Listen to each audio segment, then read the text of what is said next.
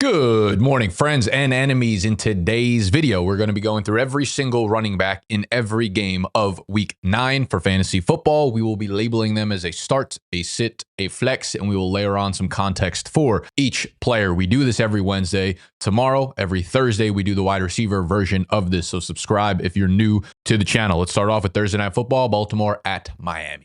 Baltimore currently 7.5-point favorites, a 51.5-point total in this game. As we check out the practice reports, all good across the board. Everybody's full, everybody's ready to play, and that includes Lamar Jackson. So we will get Lamar Jackson back for Thursday Night Football, which is huge for the Ravens. Of course, this game is pretty cut and dry. We're going Derrick Henry in the must-start category. We're going Devon Achane in the must-start category, and you do not want to play flex, start, or even sniff any players outside of these two immediately. Derrick Henry's line at 90.5. Devon Achane's line bordering around 90 total yards, 5.5 receptions. It's a beautiful, beautiful thing when we get the teams at full strength. We can move on to the next matchup. Easy come, easy go. Atlanta at New England. Atlanta, 6-point underdogs, 44.5-point total. We do not know the current status of Michael Penix and who the quarterback's going to be for this one. I don't think it's a massive difference for who's under center. I mean, it's Bijan Robinson. I don't even know why I'm wasting my breath. Tough matchup against New England's ferocious run defense, but it's Bijan Robinson. On the flip side, we've got Ramondre, we've got Travion Henderson. So the Falcons' defense as a whole has improved drastically this year, but for the most part, they've improved from a pass defense standpoint, getting interceptions, timely turnovers, as well as getting to the quarterback pass rush. Their run defense is not top tier, as you could see from the green across the board. They are top 10 in fantasy points allowed to the running back position, 7 in EPA per rush allowed to opponents. We're also pretty banged up on the defensive side of the ball, so we will be at less than full strength. When I look at the running backs here, we had a little bit of a pop-off game for Travion Henderson last week, 10 for 75.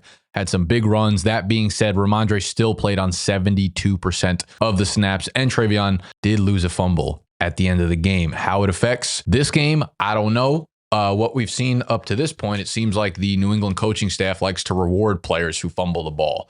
So maybe he gets more snaps here. I don't know. What I do know is I feel pretty good about Ramondre and the amount of work he's going to get on a consistent basis week in, week out. He will get the goal line scores. Travion Henderson, despite the flashy plays last week, still not getting a ton of touches, still not getting a ton of snaps. So he will be in the shaky flex category for me. Taylor Algier will continue to hover around that rather not shaky flex category. It's just not a good matchup for him. Moving on to Carolina at Green Bay. Green Bay, 13.5-point favorites, 2 touchdowns here, 44.5-point total. So for the Green Bay side of things, this is pretty cut and dry.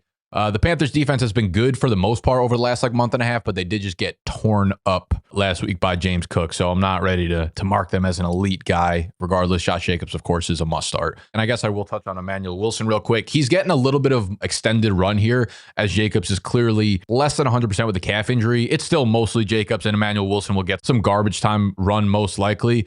But I don't think we need to get cute here. Like, I'd rather not have him in my lineup. Of course, if we look at the bye weeks, we have Cleveland. So Judkins will be out of your lineup. We've got the Jets, so Breece Hall, Isaiah Davis. We got Philly with Saquon Barkley. We've got Tampa Bay with some mixture of Bucky Irving and Rachaad White. So there are about 4 or 5 usable fantasy running backs that will be on bye. So maybe you get a little bit desperate here. On the flip side, we got Rico, we got Chuba, and they continue to just go series by series by series by series. No different than the previous week. Chuba Hubbard just happened to get in for the end zone score. Now, we did have some interesting comments from Dave Canales this week. They were asking about Rico Dowdle. He said, he wanted to give Chuba Hubbard a chance to reclaim his spot after the calf injury. And then he noted, we also acknowledge that Rico Dowdle has ran the ball excellent, and we don't want to overlook that. So feels a little coach speaky, feels a little bit buzzy here. It feels a little bit like he's acknowledging what everybody's seeing. Am I confident that that actually changes in any drastic measure? I'm not. Rico's averaging 6 to 7 yards per carry every time he's on the field. Chuba Hubbard's hovering around 3 yards per carry. There's a clear difference between the two of them. Few things I'll say here. Green Bay's run defense, really, really tough. The Panthers lost a couple more offensive linemen in this one. They were already down a bunch of starters. So it's a bad situation there in Carolina. Despite that, Rico is still having a ton of success on the ground.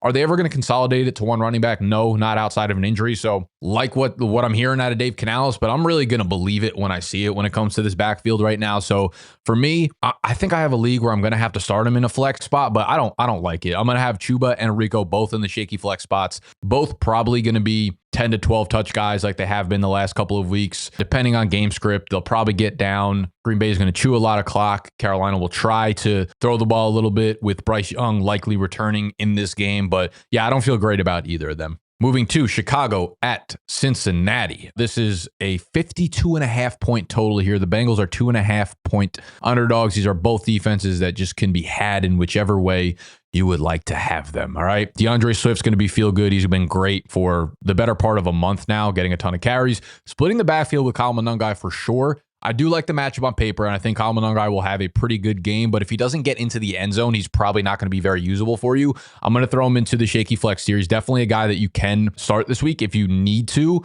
because the matchup is so good against the Cincinnati Bengals, but I'm not running out to try to get overly cute, overly smart to get him in there. Chase Brown has looked a ton better since Joe Flacco has returned, obviously. And the matchup with the Bears is good. The last 3 games for Chase Brown since Joe Flacco has taken over: Green Bay, 4.7 yards per carry. Pittsburgh, 9.8 yards per carry. The Jets, 6.1 yards per carry. Obviously, the latter two are super soft matchups, but so is the Chicago Bears at the moment. I'm going to throw him into the dub flex category because I do think he's very much a flex-worthy play for you. He'll get a good amount of work, but he is really splitting snaps with Samaje Perine. He's still definitely not going to be a guy that I want in my lineup, despite having like a relatively good game last week against one of the worst defenses in the NFL. The New York Jets. Do not get fooled by that fake gold of Samaje Perine. Denver at Houston. Next game up, 39.5 point total here. They are in Houston. Houston Texans are 1.5 point favorites here. Now, very tough matchup for the Texans running backs here against this stifling Denver defense. They will be without Patrick Surtain, which obviously affects the passing game a lot more than the running game, but overall could be a dip for the defense. That being said, this is just a very good overall defense, of course. It's still very much a split backfield between Woody Marks and Nick Chubb. They're, splitting work down the middle. Woody Marks takes more of the pass catching work. Nick Chubb gets a lot more of like the dirty work, the first and second down work. Tough matchup. Them splitting carries does not make me feel overly confident about it. So they're both going to go into the dub flex category. I probably have Woody Marks behind Rico Dowdle, but near the top of it. Chubb's going to get in here as well, but closer to the bottom portion of it. On the flip side, RJ Harvey's coming off of a 3-touchdown game. Had the really nice burst through for like a 40-yard touchdown. The other 2 were just checks by Bo Nix that Harvey wide open when they were inside the 10-yard line. So I don't want to buy too heavily into that storyline. Again, the Houston Texans, very good defense, allowing the single fewest points per game to opponents. Better against the pass than they are against the rush, as you could see. EPA per rush allowed, 11th in the NFL. So not an overly scary matchup. The problem is, we don't really know who's going to score. We know J.K. Dobbins is going to get the majority of work. He's not really catching passes. He's a little bit on or off when it comes to scoring touchdowns as well. So Dobbins, for me, I don't want to overthink it because he's been so good this year. So when I look at him compared to like a Ramondre Stevenson, I'd probably prefer Dobbins, but it's not a huge stretch to say that he's in that tier. So I'm probably going to put him in the dub flex category, put him at the top of it. RJ Harvey's definitely going to be in the shaky flex category until we see more consistent work because they're still playing other running backs in Denver. Indy at Pittsburgh. We got Indy as 3-point favorites in Pittsburgh, 50.5 point total. JT, we can be blind and see that he is the runaway Opoi this year. On the flip side, you got Jaylen Warren, who's playing really well. I like the matchup here in terms of them needing to score a lot of points. So I feel pretty good about Jaylen Warren. Not going to overthink that. Kenneth Gainwell is going to be in the rather not shaky flex category, somewhere down here that you just don't really want him in your lineup. Chargers at Tennessee. Chargers are 9.5 point favorites in this one, 43.5 point total. Vegas just expects the Chargers to dominate, which would leave Kamani Vidal coming off of a 20-plus touch game, big game last week against the Minnesota Vikings.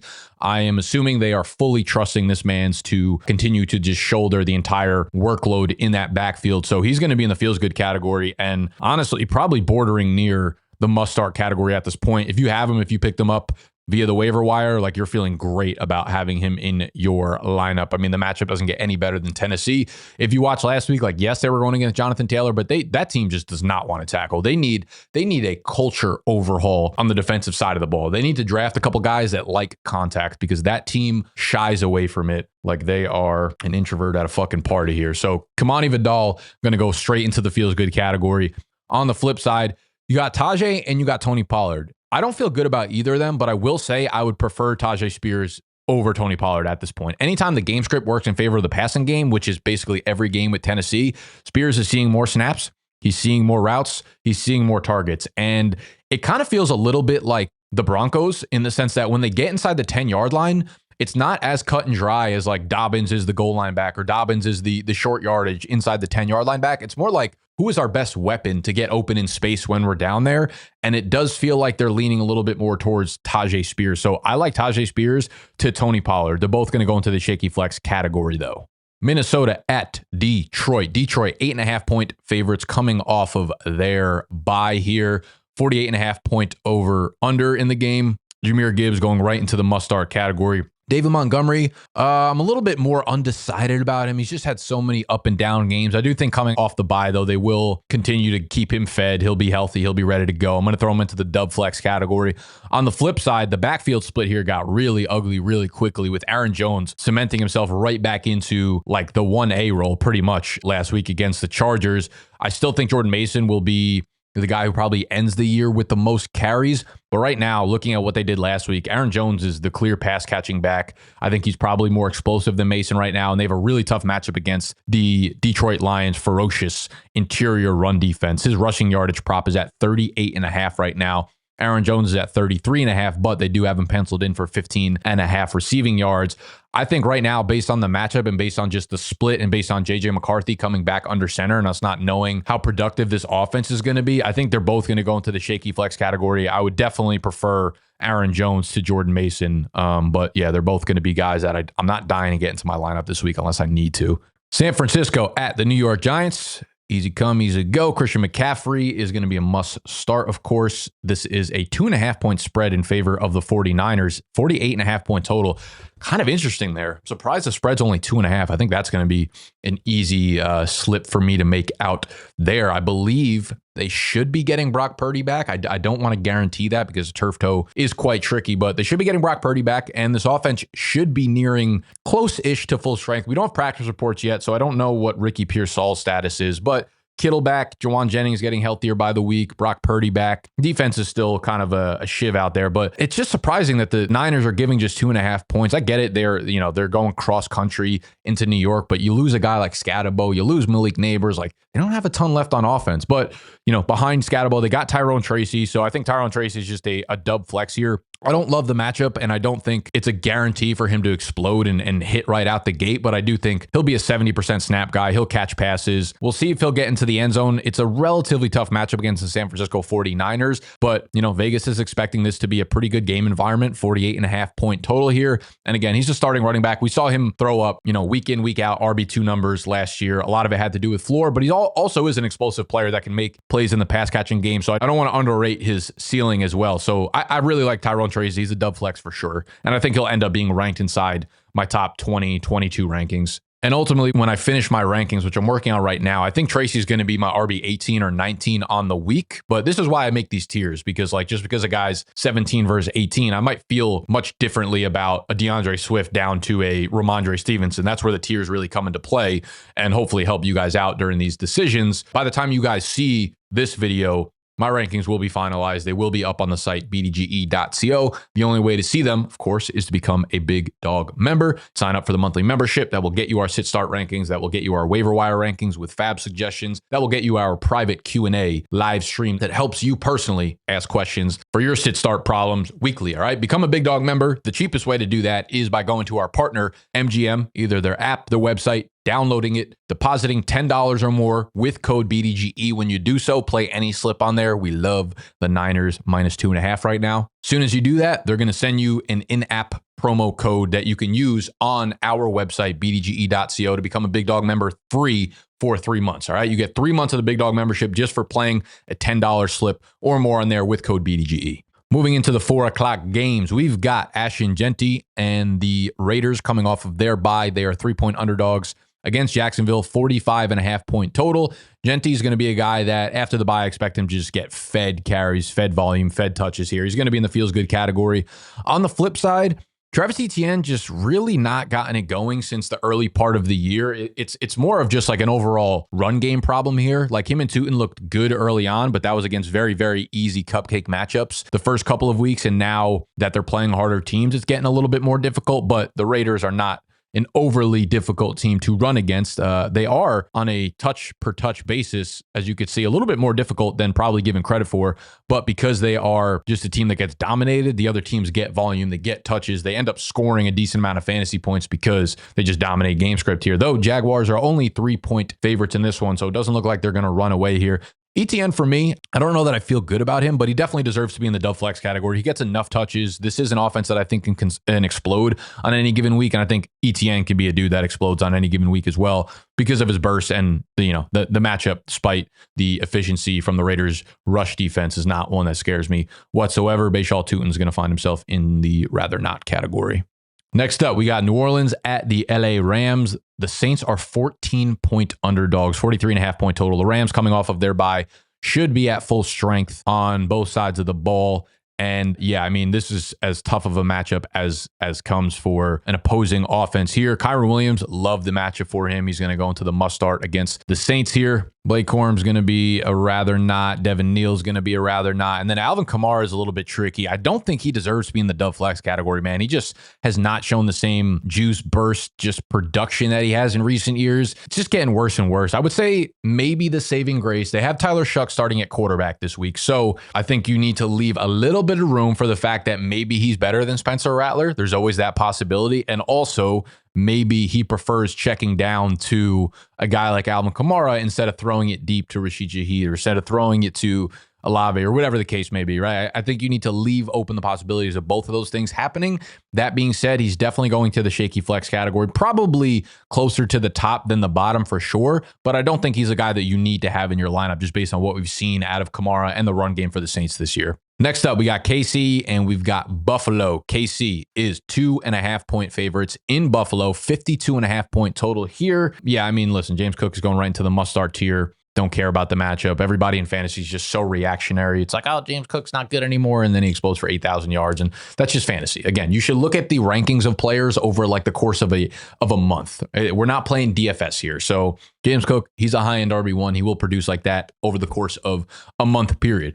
The flip side is where things get interesting because Isaiah Pacheco is going to be week to week now. He's going to miss this game, I think, for sure in Buffalo. I don't know that he's been ruled out, but they said the sprain in his knee will be week to week, which I'm pretty sure puts him out. They have their bye in week 10, so it would make sense that he sits against Buffalo, has the bye in week 10, and then maybe can come back in week 11. I don't think that's guaranteed. But for the time being, the Bills' run defense is pretty soft. But the Chiefs are one of those teams when they actually need to play a game and they actually need to have their best offense, they throw the ball at such a high rate that I really don't expect Kareem Hunt to get like an insane amount of touches on the ground because I know that the Chiefs are just one of those smart teams that they're like, okay, if we're running this number of plays, why not give our best players, Mahomes, Rashee Rice, Xavier Worthy, Travis Kelce, the opportunity to touch the ball the highest percentage. You know, they just don't overthink those things. They do try to establish the run a little bit, and Kareem Hunt will be the short yardage back. So when you're putting yourself in the offense of the Kansas City Chiefs, who right now are looking like one of, if not the best offenses in the NFL at this very current moment at full strength,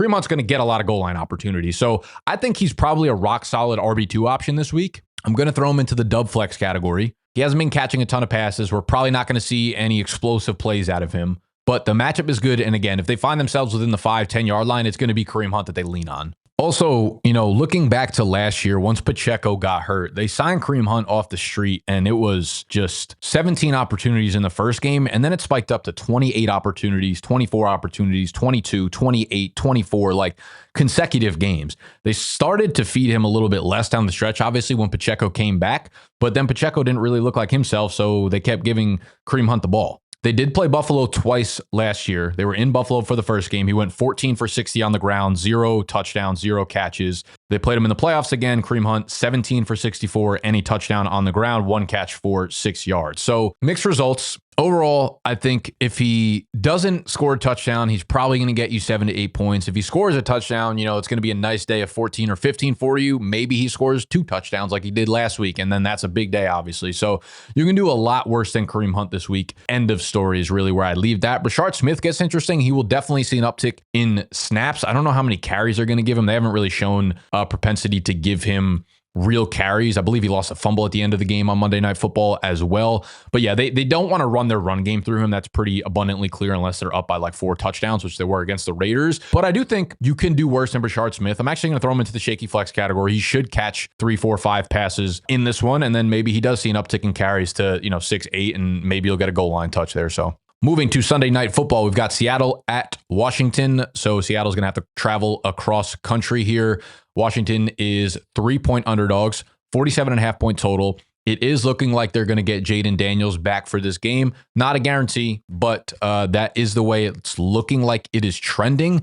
That being said, Seattle is an unbelievably tough run defense to get anything going against. Ja'Cory Krosky-Moret seeing the lion's share of touches, but it's just not turning into anything. So right now, he's definitely a shaky flex at best. McNichols is catching passes, but he's a rather not. On the flip side, I mean, I don't know what to tell you. Washington's run defense has been ass, but it's Zach Charbonnet on the goal line every single time. Kenneth Walker just gets you 70 yards and 0 touchdowns every game. Of course, he's probably due for a touchdown, so I don't want to write him off completely, but I think they're both just going into the shaky flex category because if Charbonnet doesn't score, he's going to give you 5 to 6 points. If Kenneth Walker doesn't score, he's going to do the same. If either of them do score, then they feel good in your lineup. Walker's obviously a lot more talented, and this is a good matchup that he could absolutely take advantage of, but do I feel good about it? Definitely not. Overall, they're just going to sit in the shaky flex category for me. Last game of the week, we've got Monday Night Football, Arizona at Dallas. 54.5 point total here is fucking ridiculous for a Kyler Murray-led team, but the Dallas Cowboys are 2.5 point favorites. We're putting Javonte right into the must-start category. He's just scoring touchdowns at a rate like Jonathan Taylor or Josh Jacobs. It is absurd. We don't want to start anyone else in Dallas's backfield. Now, the Cardinals' backfield gets interesting. It was looking like Zonovan Knight was going to be a sneaky sharp play this week because they released Michael Carter. Then they re-signed him to the practice squad. Then they elevated him to the active roster. I don't know the details behind it. I didn't really read into it because whatever. But then a beat reporter that I follow for the Cardinals, I think his name's Tyler Drake on Twitter, said, okay, Michael Carter was leading the running back drills at practice now on Tuesday. So I don't know what to make of it. At the time of this filming, I'm filming this at like 10 a.m. on Wednesday morning. So I can't give you any sort of like concrete news. I'm sure we will hear some reports come out through the next 3 or 4 days of practice that tell us like who's going to be the starter, or who's likely to get more carries here. I do feel like it's probably leaning more towards Zonovan Knight than it is Michael Carter. And I will say, if the reports come out where it's like, yeah, it's clearly Zonovan Knight's backfield, they're playing against Dallas, who is like one of, if not the worst run defense in the NFL right now. He'll actually probably find himself in the dub flex category. But right now, because of the uncertainty, Michael Carter is going to be a rather not. And I think Zonovan Knight, barring reports, will be in the shaky flex category because the matchup is so juicy. So it's definitely a situation to keep an eye on there with the re-signing of Michael Carter, him being reactivated to the active roster and getting back at practice right away. I don't know what the fuck went on there. Maybe it was a money situation. Maybe it was a roster, whatever. Well, there you have it. That is a running back ranking video for week 9. As always, if you want all of my rankings, you can find them on bdge.co. Become a Big Dog member. Easiest and cheapest way to do it. 3 months free of the membership if you go to MGM app website, deposit $10 or more with code BDGE. Place any slip on there. Doing so, if you're a first-time depositor, and they will give you a promo code to get our membership for free for 3 months. All right. Thank you all for hanging out with me today. We'll see you tomorrow for the wide receiver version of this video. Smoochies.